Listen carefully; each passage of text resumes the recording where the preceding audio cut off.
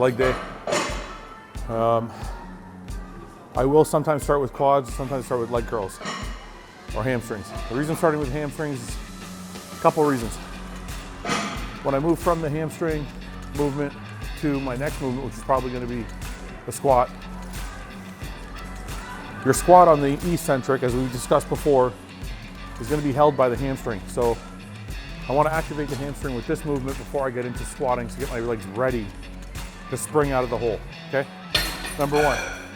Number two, I want to loosen up my knees without putting any load on them. So when you do leg extensions and you're trying to warm up your knees, you're actually putting load on the knee while you're trying to warm them up, which is not bad. But if you're having a day where your knees feel a little stiff, you're probably better off warming up with the lying leg curl or the hamstring movement, because in a lying leg curl or a seated leg curl now, I'm loading the hamstrings, but I'm still swiveling at the knee.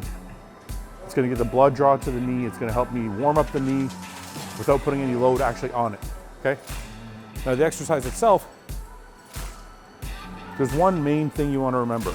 Keep your butt down, okay? Now the one way to do that, the one way I've found is the easiest way to do that is, as you're curling the weight up, when you get here, start lifting your knees. So your butt's going to go down, your knees are going to go up, and your heels come right to the top. Now, it's a lot harder to lift your knees in this movement, so you're going to have to go lighter than you're used to.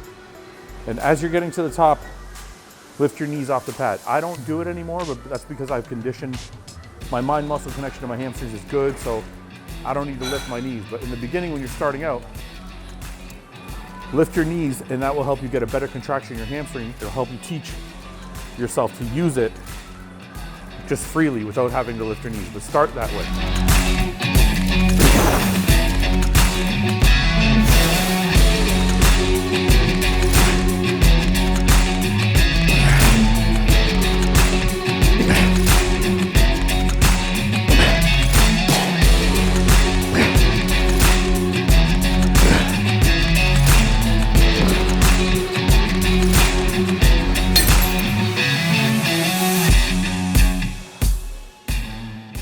Another factor, another element to the lying leg curl you want to remember is the eccentric portion of the movement matters, okay? Your hamstrings are going to get a lot more out of this movement if you control the negative, because your hamstrings are going to work very hard to hold that weight as it comes down. So don't just drop the weight from the top. Make sure you're controlling on the way through.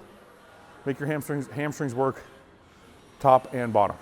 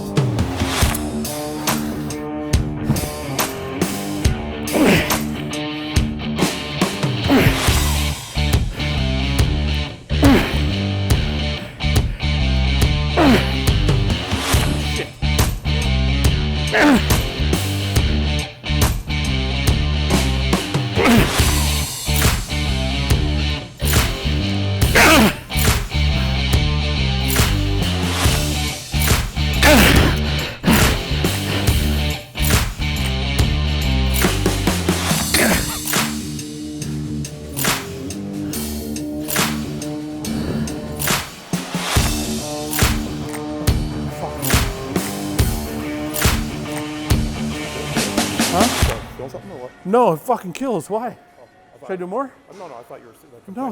Holy fuck. Hamstrings are fucked. All right, so that was our failure set. Went 100, 80. So our failure set, we went 100 pounds, which I can get 10 clean reps with. When I say clean, I mean coming all the way to the bottom, pausing at the bottom for 1 second. When I say bottom, I don't mean rack the weight. I was always holding it this far from the bottom. So tension stays on the hamstrings. But I'll come all the way down, hold it there for 1 second, back up. Hold it, back up, okay? Went from 100 down to 80, down to 60. Failure on all three, double drop.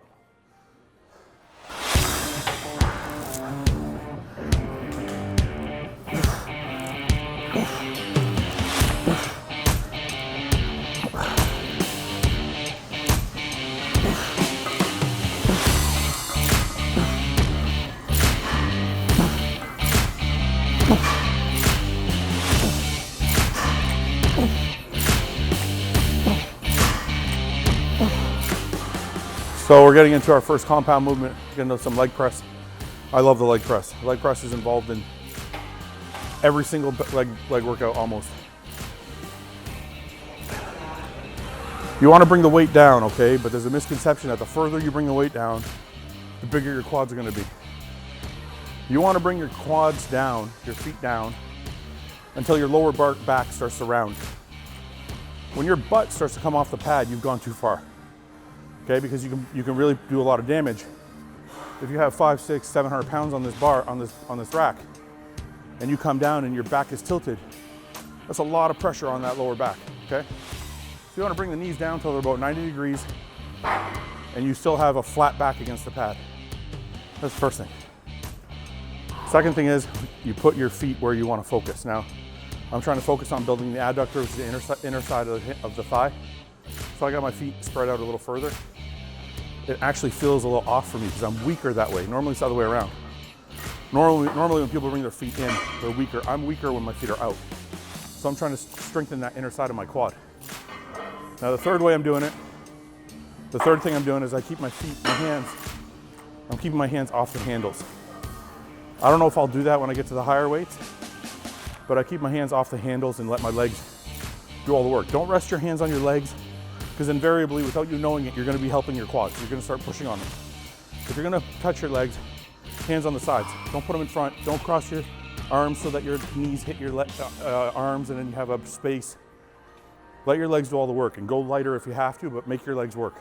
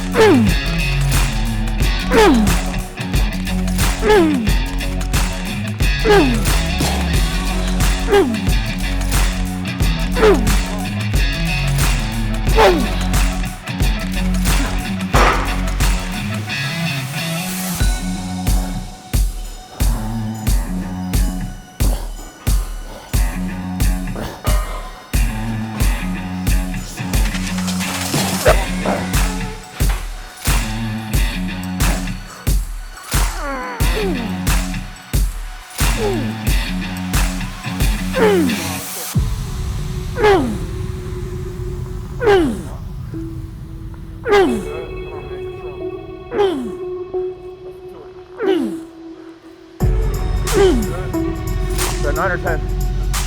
That was 10?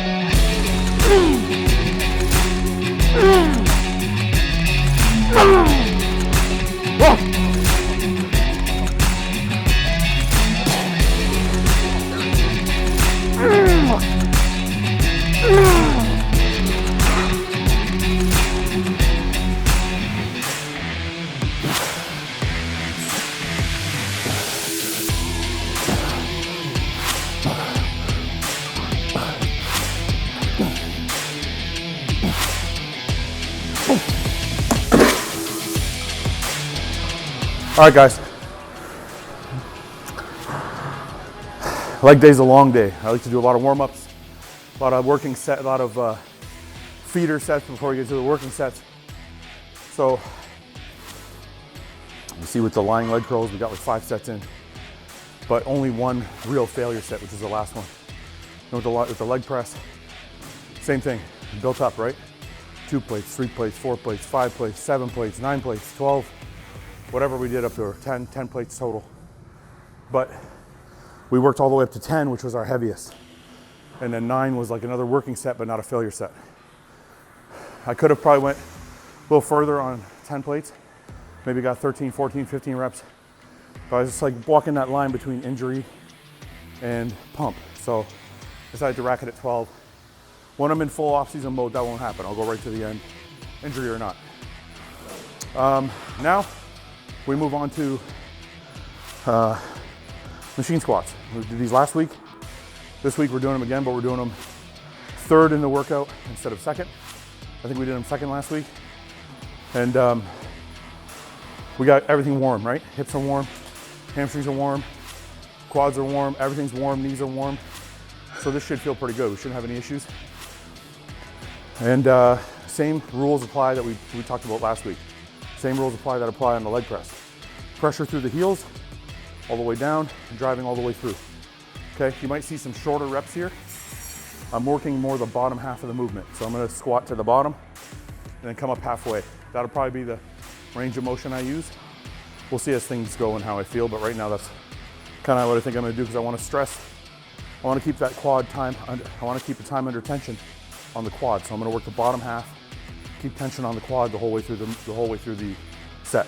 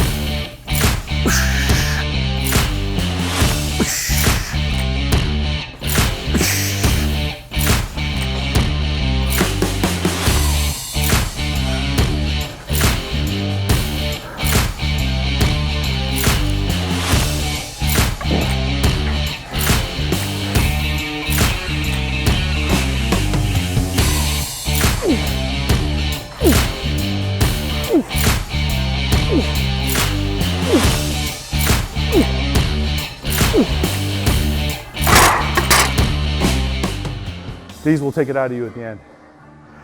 So, as you can see, we've done a lot of sets on the leg press, a lot of sets on the machine squat, we did some hamstrings.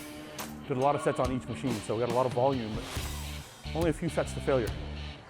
But that's the way I like to design my workouts. Now, we're on to hack squat. We're gonna have the hack squat.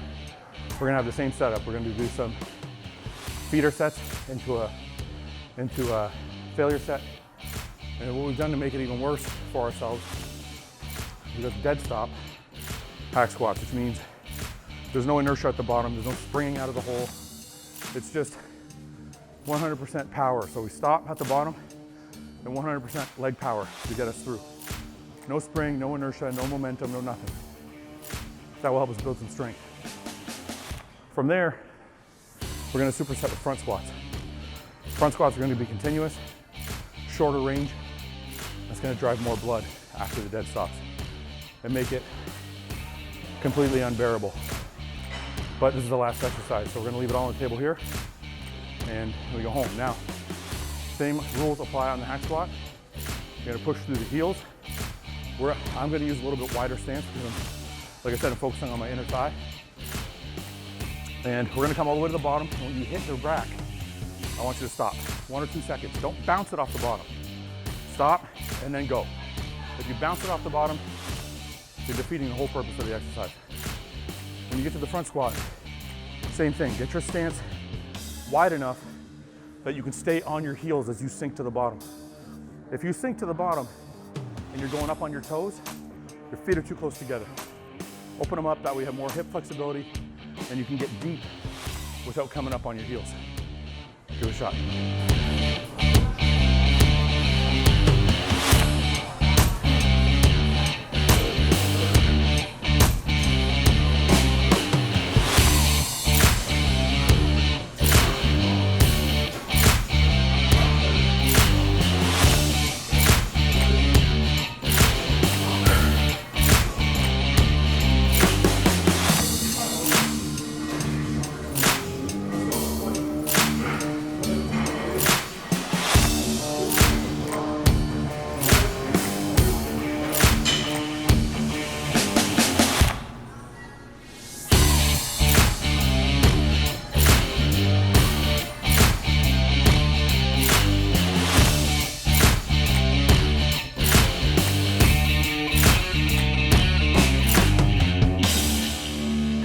Leg day is the best day. You see that a lot. It's the best day because it's the hardest fucking day. And if you really love bodybuilding, arm day is not gonna do it for you. You like coming in on leg day and seeing how far you can go, how far you can push yourself. So for me, today was a pretty good day.